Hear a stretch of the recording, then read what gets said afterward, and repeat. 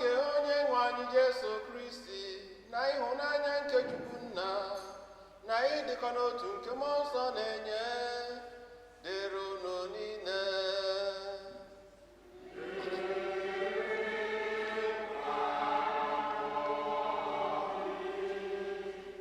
Ụmụnne na Kristi, Happy New Year. Anyị ji nnukwu obi aṅụrị wee gbakọba n'ụbọchị tata bụ ụbọchị mbụ n'ime ọnwa nke mbụ n'afọ 2021, ikene Chineke maka amara ya na afọ ọmụ ya n'ebe anyị nọ, nchekwaba ndụ o nyere anyị wee dufeta anyị n'arọ ọfụ. Tata isonyere nzukọ Kristi n'iri oriri nke nna anyị dị asọ, nne nke Chukwu, wee na-ayọ amara Chineke site n'ayịyọ nke ya dịka nne n'isi ezinụlọ anyị, n'isi ụmụ anyị, n'isi ndị di anyị, ndị nwunye anyị, na aka ọrụ anyị dịgasị iche iche. Anyị na-achụ ọja misa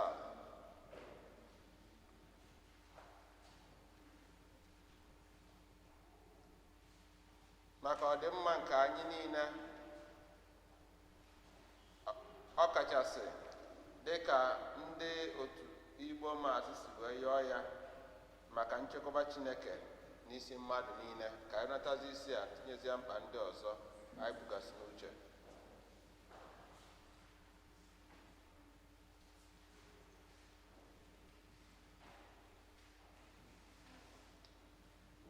Ụmụnna, ka anyị kwado onwe anyị ka ọ maka nnukwu eme nke Yukaristia site n'ikwupụta njọ anyị.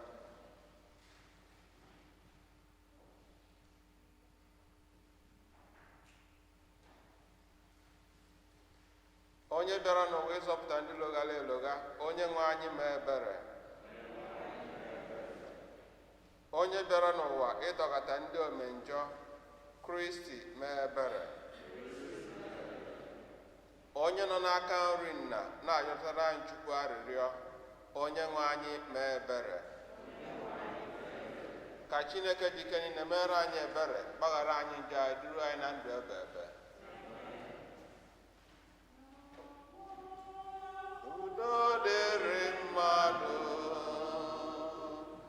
ihe ha na-afọ Chukwu. Anyị eto gị, anyị ekwupụta ọrụma gị.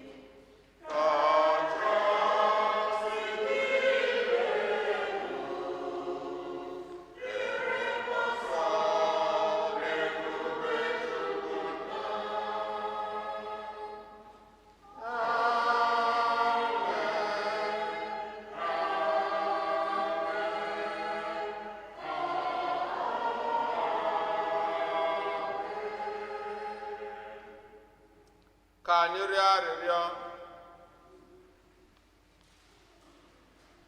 Chineke pụrụ ime ihe niile, i sere n'afọ ime nke Maria dị asọ, nwaanyị na-amaghị nwoke, bịa nye ụwa nzọpụta ebighị ebi. Biko mee ka ekpere ya bara anyị uru, ka anyị wee nwee ike ịnara nwa gị, onye ndụ si n'aka ya bịara anyị. Anyị na-ayọ gị nke a site na dime anyị Jesu Kristi nwa gị, onye gị na ya na mmụọ nsọ dị ndụ na-achị, otu Chukwu site n'ụwa ta ụwa niile. Amen.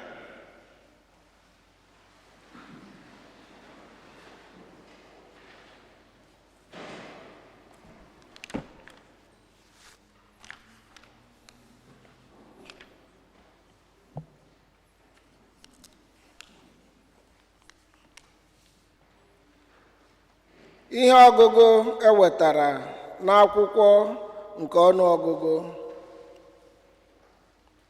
Dinwenụ gwara Mozis sị,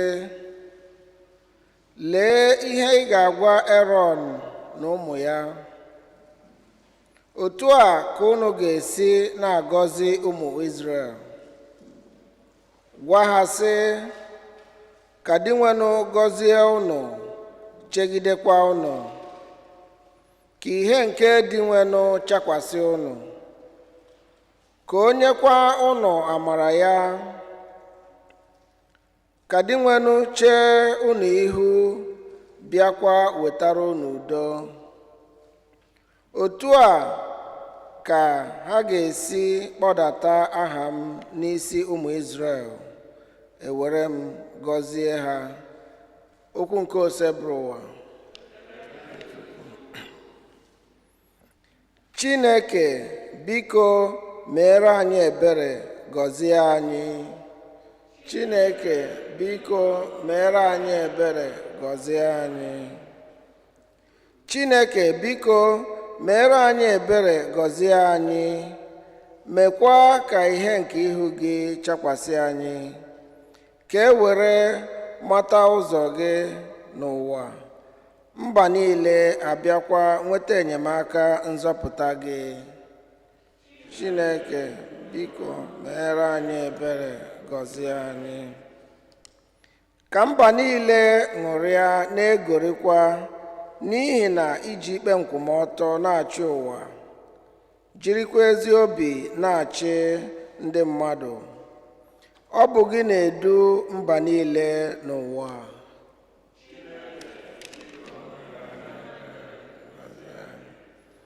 Dinwenụ ka ndị mmadụ too gị, ka mmadụ niile nye gị otito.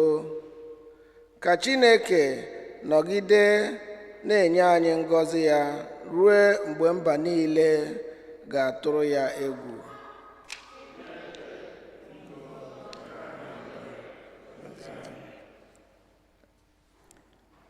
Ihe ọgụgụ ewetara n'akwụkwọ ozi Pọl dị asọ degara ndị Galeshia.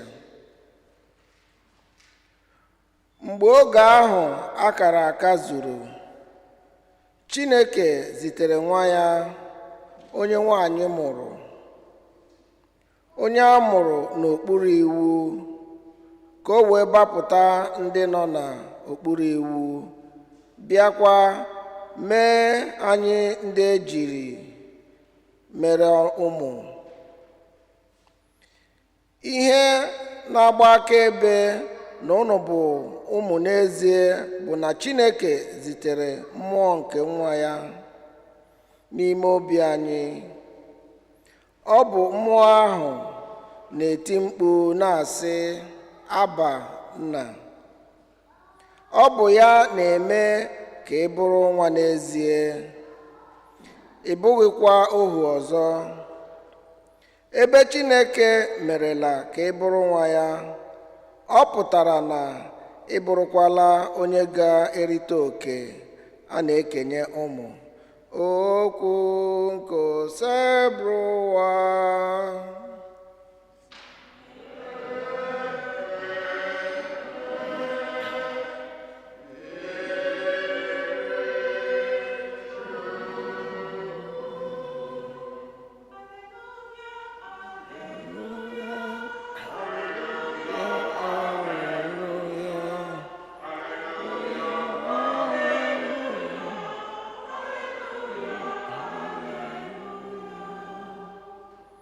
N'oge gara aga, Chineke siri n'ọnụ ndị amụma gwa nna nna anyị ha okwu, ma n'oge ugbu a o si n'ọnụ nwa ya agwa anyị okwu. Aleluya.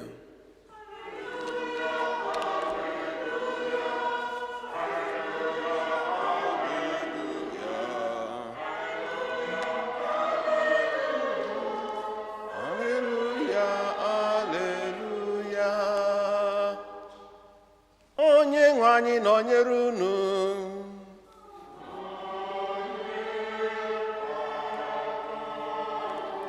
Ihe ọgụgụ nke ya si n'ozi ọma dị asọ nke Luku dere.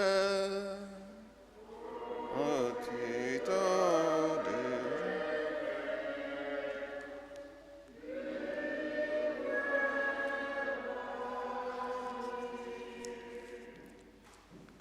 Ndị nche atụrụ ji ọsọ na ije gawa Betlehem.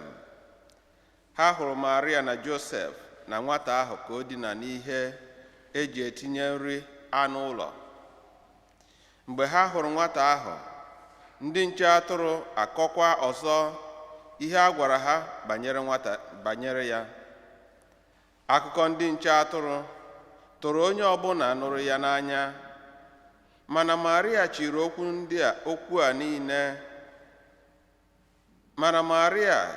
okwu niile ndị a wụnye n'obi ya, na-atụgharịkwa ha n'obi ya. Mgbe ndị nche atụrụ na-alaghachi, ha na-aja Chineke mma, na-etokwa ya maka ihe niile ha nụrụ na ihe niile ha hụrụ. Ihe ha hụrụ bụ kpọmkwem ihe a gwara ha. N'ụbọchị nke 8 ya, mgbe oge zuru maka ibi nwata ahụ ugwu, aha a gụrụ ya bụ Jesu, nke bụ aha mmụọ ozi nyere ya tupu adị ime ya.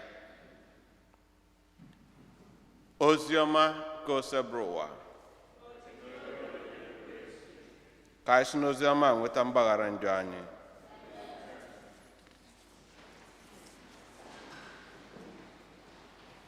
Oto dị Jesu Kristi. Mụ na unu afọ bụrụ emebidokwa n'isi Happy Christmas, Happy New Year. Onwere nke ya afọ. Tata bụrụ anyị nnukwu ụbọchị maka na o nwere ọtụtụ ihe a chịkọtara ọnụ na mmemme nke ụbọchị tata. Nke mbụ bụ tata bụ ụbọchị mbụ na mbọ n'ime afọ ọfụrụ. So a na-eri oriri afọ ọfụrụ. Nke abụọ bụ na ọ bụrụ na anyị gere ntị n'ozi ọma, tata bụ abalị 8 amụrụ Jesu. So n'ụbọchị tata ka ebiri ya ugwu wee baa ya afa.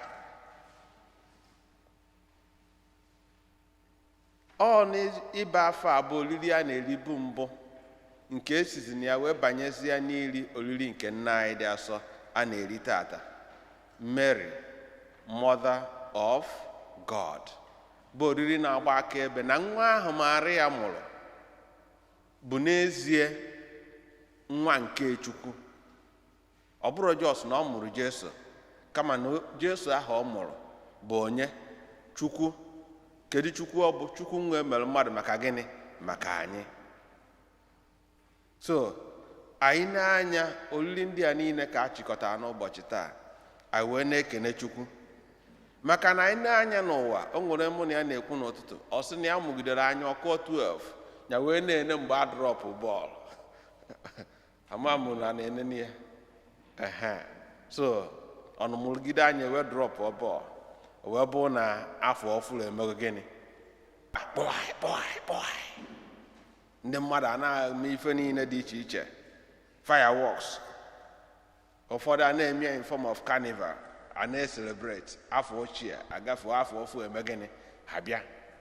Mana na-eme anya ọfụma jụọ gịnị bụ afọ ochie agafe afọ ọfụ abịa. Ọ bụ jos ịsapụta kalenda safee ya otu a, ọ bịa bụ ebe afọ ọfụ jedowere. But just turning over the page of the calendar, is that the celebration we are in the new year? ana m eche na ọ kakwa karịa ịsapeta kalenda na ị na-asa sagide ruo na December 31st ịsafezie ya nke ọzọ bụ January 1st 2021 inwe aṅụrị we made it ebe o jedebe. Mana amaala m na mmadụ si n'ofu ọkwa na-aga na nke ọzọ a na-enwe ihe dị iche. Inwe promotion o nwere ife dị iche ma salary ma everything ị ga-efe iri ya. Ọ bụrụ na nwatakịrị esi na kọleji na-aba another level o nwere ife dị iche. Onye gbalụ 10 years na onye gbalụ 12 years abụrụ otu. Ọ ya kpatara na enwere ike anọkata mmadụ banyezie 18 years asọ na olugo age of gịnị maturity. O nweghị ife dị iche. Then na anyị nwabụzi ndị sokwu ụwa wee na-celebrate aha ọfụ abanye n'afọ ọfụ. Kedu ife dị iche ụnyaa na tata? Chief olu ka o si efo, oyi tụrụ ka o si atụ, anchi ga-eji ka o si eji. Ejisi ike mgbe iji teta ka iji eteta. Ndị nwere alam setiri ya 5 o'clock ọkụọ 5 am alam akọ iteta mgbe itetala ụnyaa ka iteta. Kedụzi ife dị iche? Kedụzi ife aṅụrị a na-enwe? Enwe mfụ na o nwere ife dị iche ọ bara n'arụ anyị. It has to do with what? Our life. And that has to do with change. Ihe mgbanwe n'ime ndụ anyị. And ọ ya ka anyị ji were eme ife a na-akpọ New Year gịnị resolution. N'agbanyeghị na anyị na-emecha anya dị eme mmebi, anya dị emezu emezu. Anyị kwechacha nkwa, n'afọ a mmemme gịnị aga m aṅụzụ mmanya na-aba n'anya ọzọ n'aha Jizọs. N'afọ a aga m emejọzụ nwunye m ma ọ dị m ọzọ. N'afọ a agaghị emejọzụ nne na nna m ọzọ. Chiefojie ije bidokwa na 2020 ebe ị kwụsịrị. Ọkwa eziokwu? Ife ịbụ ụnyaa ka ịbụ taa ọ ya ka ị ga-adị ruo mgbe ebighị ebi? No, enwere change.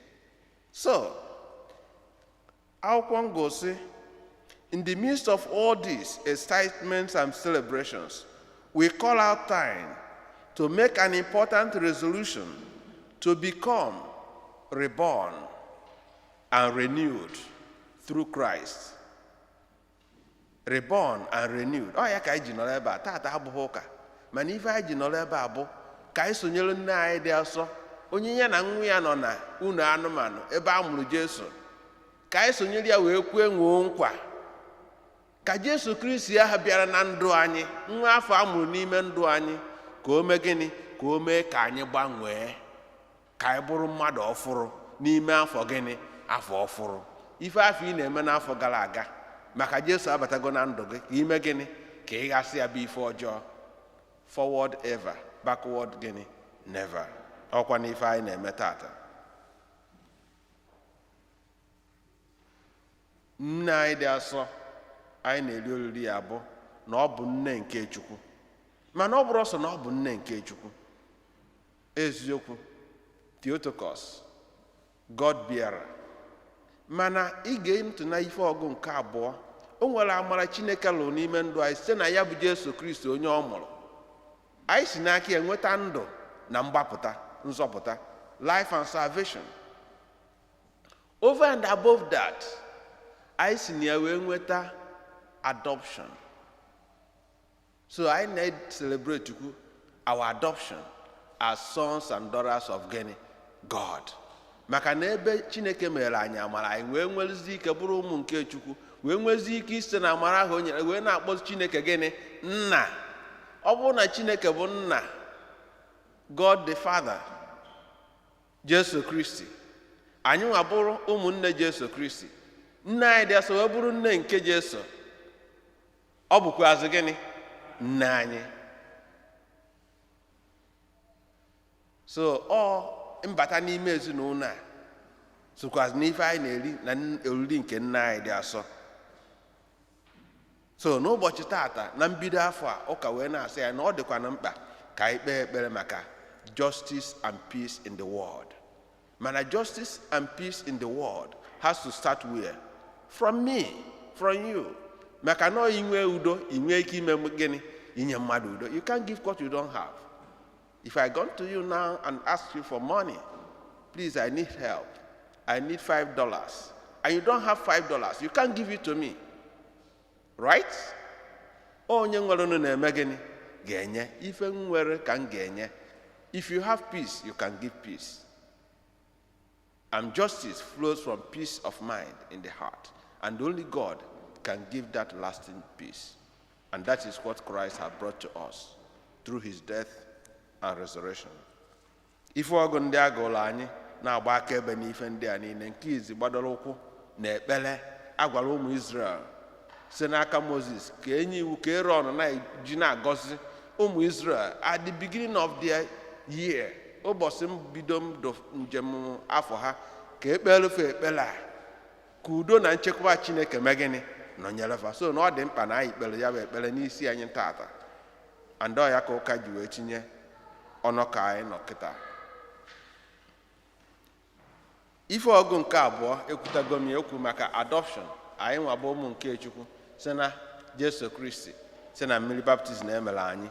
Ozi ọma dị asọ, ọ bụrụ ndị eze ndị nche atụrụ jelofu onye Jesu Kristi, ife ọma gwalfa kafa lụzi wee fụọ ọ bụrụ kpọmkwem dịka esi mee gịnị ka esi gwafe ya. So mana kedu ife butere ife niile? Ọ bụrụ nkwa afọ nne anyị dị ọsọ kwere mgbe a sị ya na ị ga-adị ime mụta nwa nwoke, ị ga-akpụ ya ọsị emere ngịnị ekwere m abụ odibo nwaanyị esobụwa ka o lere nke isi kwu, I am the handmaid of the Lord, let it be done to me according to thy will. Mana mgbe ọ na-ekwe nkwa ọ mara ife ọ ga-eme n'ime ndụ mụ na gị, maka nọọ nkwa afọ o kwere yes nye onwe ya for this work wetara anyị Jesu Kristi, onye wetara anyị ndụ na gịnị na nzọpụta. So n'afọ ọfụrụ n'ụwa o wee dị mkpa na ka anyị na-eme New Year resolution anyị na anyị were ya ka nkwa ahụ nne anyị kwere n'ikweghachi Chineke nkwa ibi ndụ gịnị ndụ ọfụrụ n'ime afọ gịnị ọfụrụ. We resolve to notice the angels that appeared in our lives. Ndị eze tọ notice the angel that came to give them message. Maka na ọ bụrụ na ndị ọma enyelọ ndị nche atụrụ n'ụwa ozi gbasara Jesu, ha nwere ike fụ Jesu ha yere ama onye ọ bụ ọkwụnụma ọ ha mere ha ruo wee fụ na ife afọ agwalfa n'eziokwu ka ọ bụ kpọmkwem. Ọ ka ekwu Igbo si dị ya kpọmkwem ife agwalfa. Ha wee sekpuori ya na-anazi na-enwe ọṅụ na-asị ekene dịrị Chineke na gịnị na-enukasị enu. Some angels come in our lives. Nwoke amara na nwaanyị ọ na-anụ bata na ndụ ya bụ gịnị angel. Nwaanyị amara na nwoke bata na ndụ ya na-anụ ya na ọ bụ gịnị angel. Nne na nna amara na ụmụaka bata na ndụ fa bụ gịnị angels.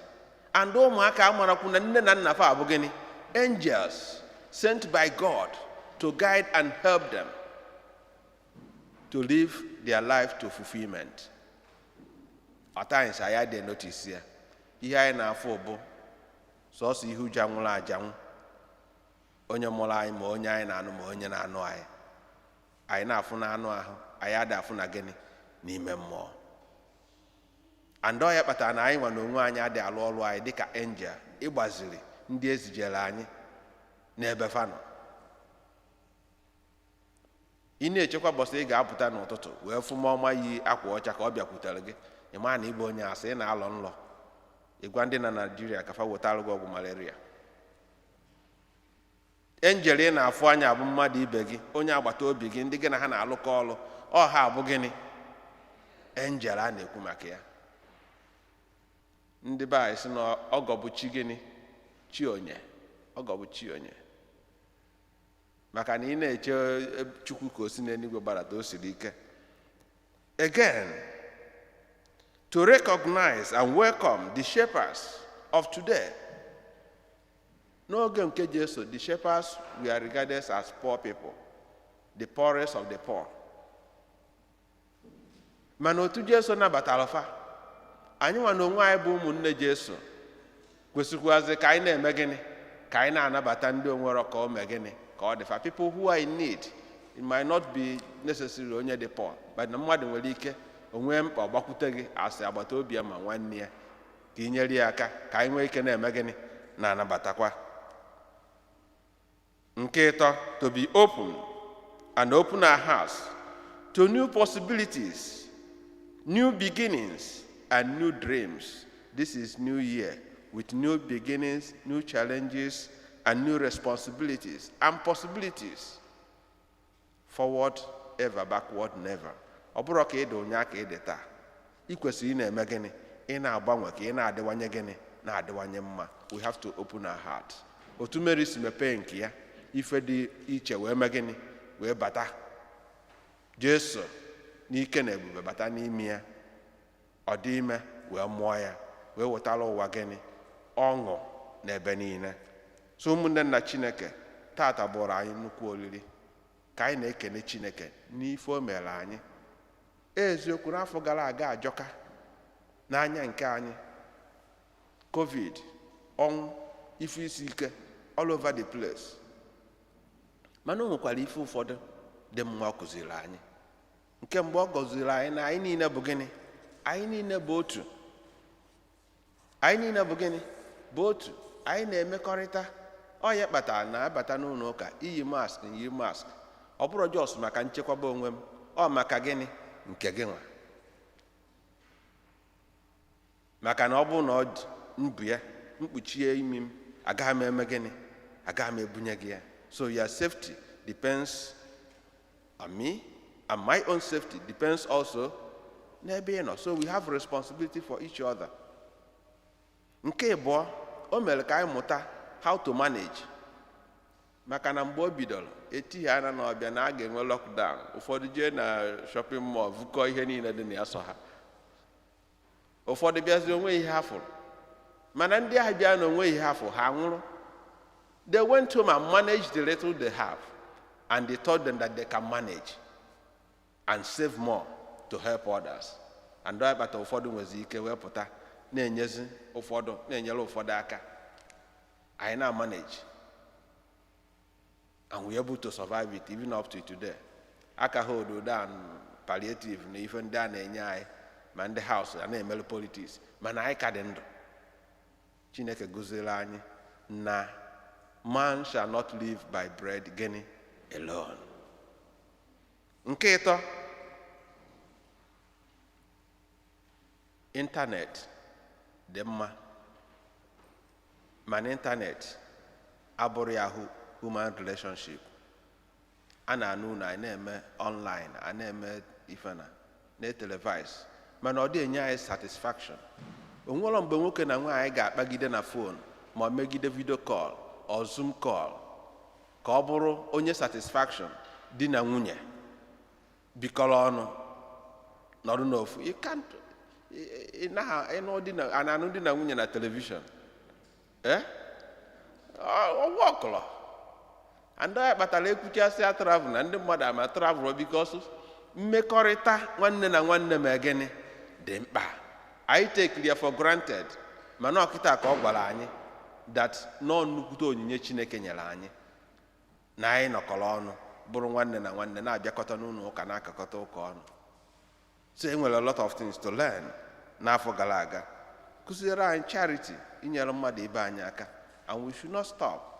Ụfọdụ na ebe a na-ezi ozi n'ụlọ, a na-enyegasị ndị mmadụ aka. Ụfọdụ emebubere ya, mana this year ọtụtụ n'ime anyị mee gịnị? Mere ya. O kụziere anyị na ọ dị mkpa. We can reach out to others.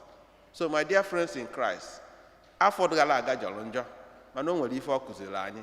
Anyị batara n'aha ọfụ, ọ dị mkpa na anyị ji nne anyị dị asọ bido.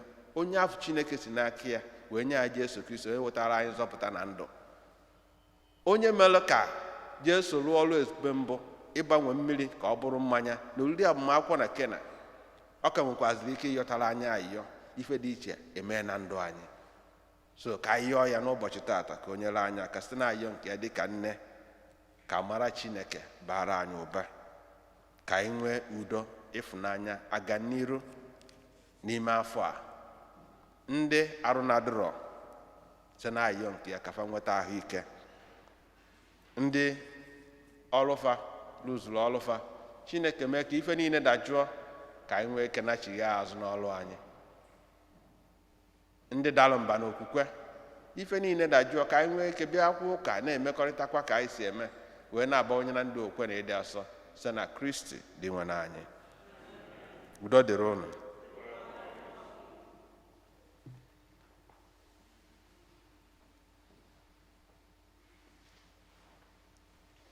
Ka anyị kwụrụ ọtọ kwupụta okwukwe anyị.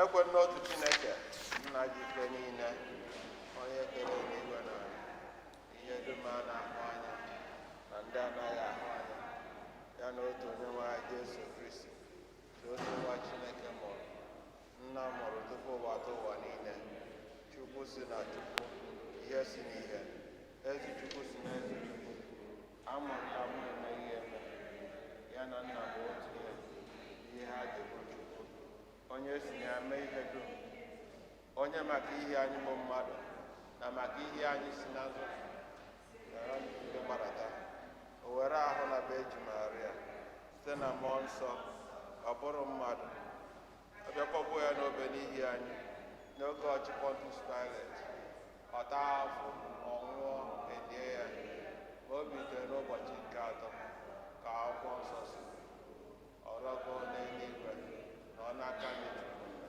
ma ọ ga-abịaghachi ọzọ n'ebe ya ikpe ndị dị ndụ na ndị nwụrụ anwụ ikpe.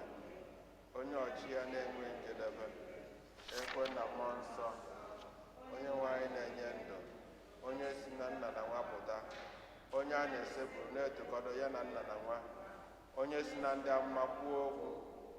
Ekwe n'otu nzukọ nsọ Katọlik na Apọstọlik, ekwupụta m otu baptizim nke mgbaghara njọ.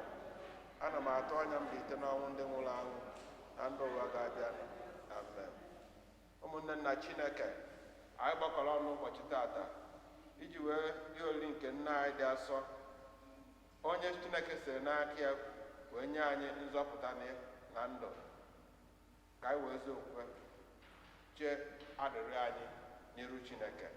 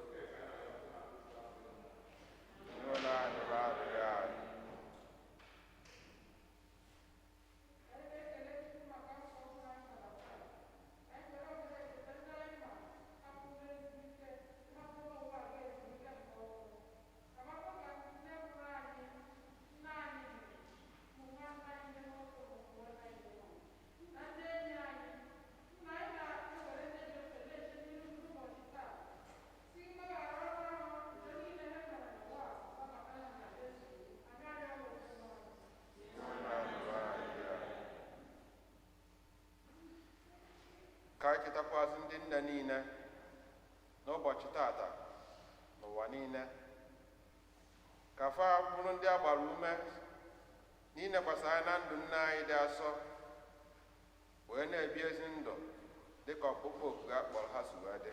Anyị arịọ biko dị nwanụ ka anyị nọtazi isi atiezie mkpa ndị ọzọ anyị bugasị n'uche. Cheta ụmụnna anyị ndị rapụrụ n'afọ gara aga, chetakwazị ndị nọ n'akwa ọrịa n'oge n'ụwa.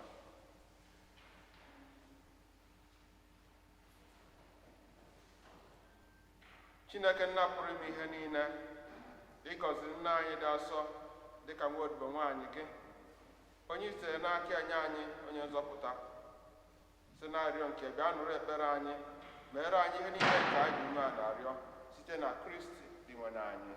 Amen.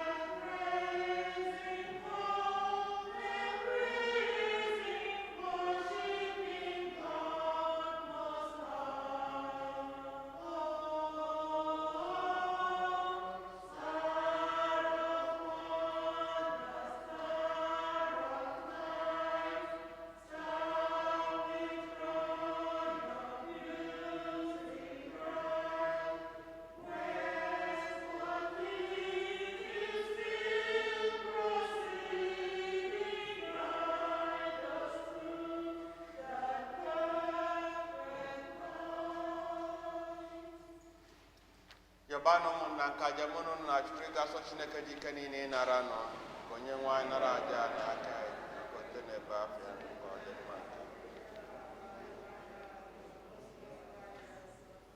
Chineke nna anyị, ihe ọma niile na-esite n'obi ọma gị ebido, na-ewetakwa iduzi mma ha site na gị. Ugbu a bụ oge anyị ji ọṅụ eme emume nne nke Chukwu dị asọ.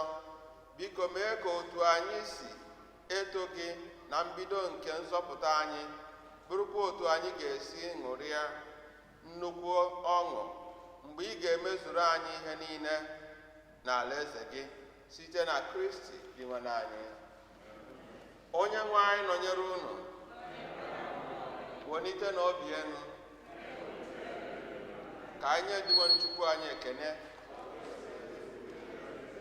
O kwesịrị eze rụpụ ihe ziri ezi na-asọ ndụ na anyị ga-enye gị ekene oge niile na ebe niile. O nna dị nsọ, Chineke dị ike niile elu ụwa ta ụwa, anyị na-eto gị na-ekwupụta ọrụ ọma gị n'ụbọchị taa bụ oriri nke nne nke Chukwu dị asọ, nke Maria dị ngọzi eji n'ọkpụ, onye si n'ike nke mmụọ nsọ wee tụrụ ime nketa otu nwa gị na-emerụ ebe dị ọkụ nke vejin ya wee mụpụtara ụwa Jesu Kristi dị nwe anyị ihe nke dị ụwa ta ụwa, onye dị mma n'ike niile nke eluigwe si na ya na-eto na-esepụrụ ebube eze gị. Anyị na-arịọ ka ikwe ka anyị tiekọ onu anyị na nke ha were ume a na-etoghị n'ukwe na-asị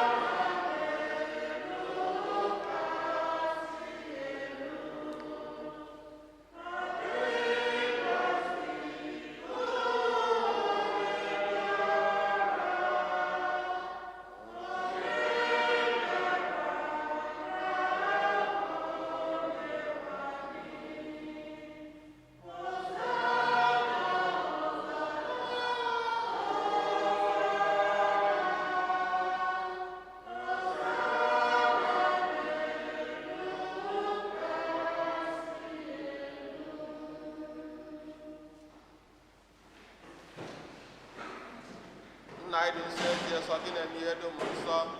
Anyị na-arịọkwudo onye ndị a sị n'ikwasa mmụọ gị ka ha wee ghọrọ anyị ahụ na ọbara nke onye nwe anyị Jesu Kristi, onye bịara tupu edunye n'ọnwụ ka o jiri aka ya wee nara, were achịcha nye gị ekene na otito, nyawa ya nye ya ụmụazụ ya sị, nnaranụ nke a rienụ ya unu niile, nke a bụ ahụ m nke a ga-eduru nye maka unu.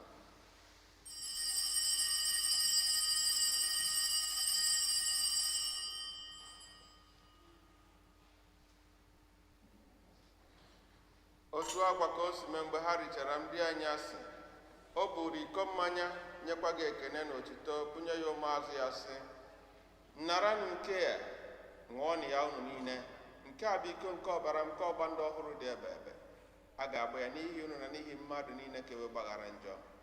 Na-emenụ nke a na ncheta nke m.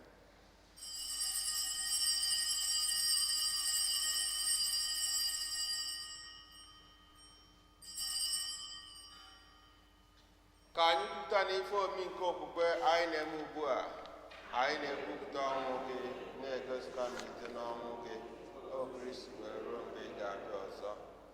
Nna, na ncheta nke ọnwụ na mbilite n'ọnwụ nke nwa gị, anyị ebunye gị achịcha nke ndụ na iko nke nzọpụta.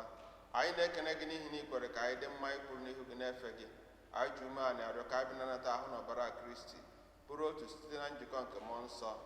Nna, cheta nzukọ ị gazuru ụwa niile, mee ka ịhụnanya gị jupụta ya.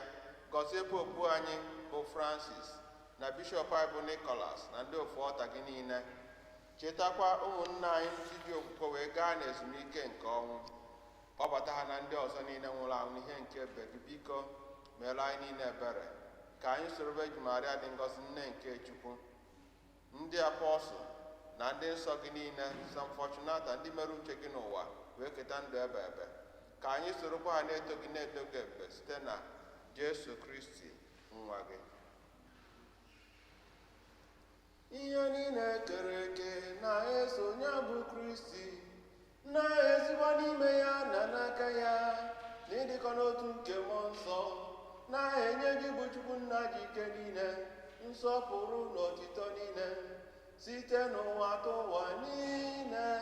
Amen, amen, amen.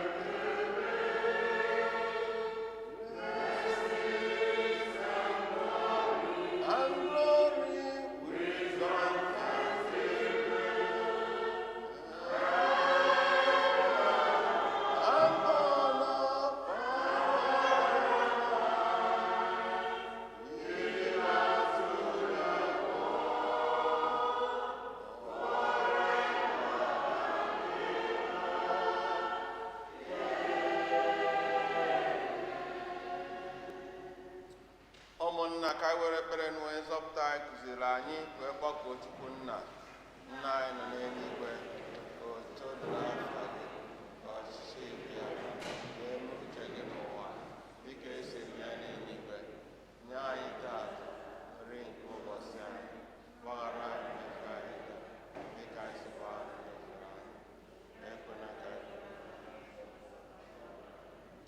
zọpụta anyị a na-arịọ gị o sepụ na ajọ ihe niile, were ebere gị udo n'oge nke anyị site n'inye aka ebere gị, ka a zọpụta anyị na njọ oge niile, anyị ọgbana nsogbu niile, were nchekwa dị nsọ na-atọ ya maka mbịaghachi ka onye zọpụta anyị Jesu Kristi.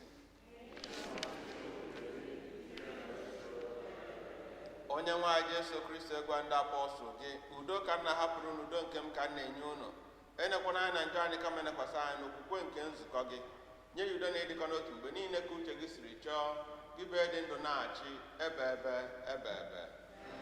Udo nke osogbu adịrị unu mgbe niile, ka anyị nyerịta n'onwe anyị ekele nke udo.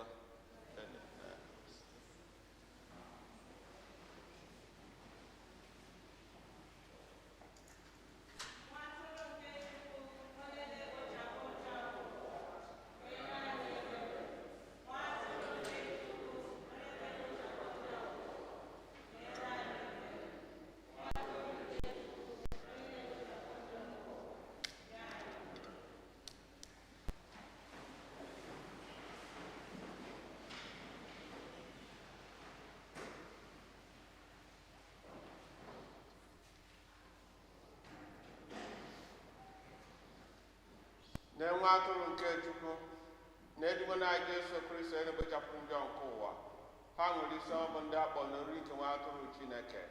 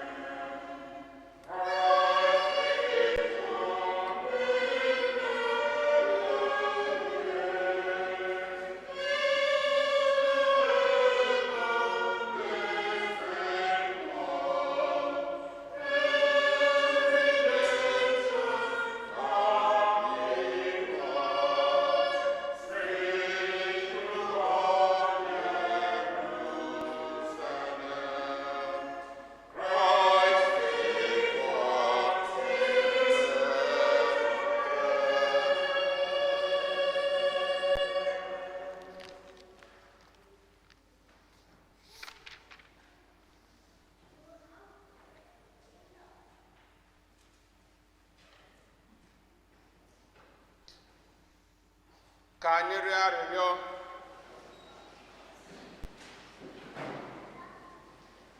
Dị nwanụ nna dị ebe ebe, anyị ewere na-aṅụrị nata nri nke eluigwe. Anyị na-aṅụrị ikwupụta na Maria nwaanyị ahụ na-amaghị nwoke ma otu bụ nne nke nwa gị na nne nke nzukọ. Biko mee ka oriri nke anyị natara duru anyị na-aṅụrị ebighị ebi site na Kristi dị nwe anyị. Amen. Ka anyị nọdụ anyị.